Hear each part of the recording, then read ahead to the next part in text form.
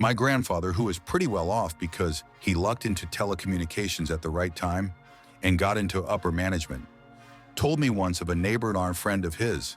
The neighbor was always struggling to make ends meet and seemed to have misfortune after misfortune. Eventually, he was looking at his house being foreclosed on.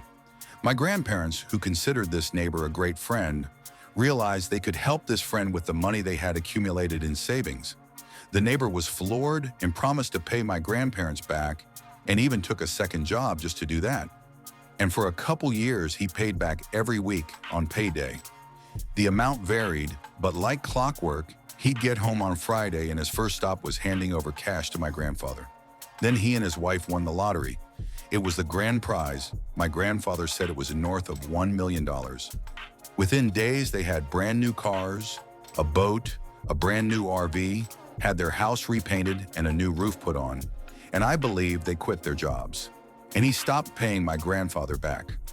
Once he had money, he started spending like it was infinite. My grandfather once asked him about it, and he got waved off, the neighbor saying, Yeah, I haven't forgotten about you, but let me have a little fun. They took elaborate vacations, went out to eat every day for lunch and dinner, bought cars for their kids.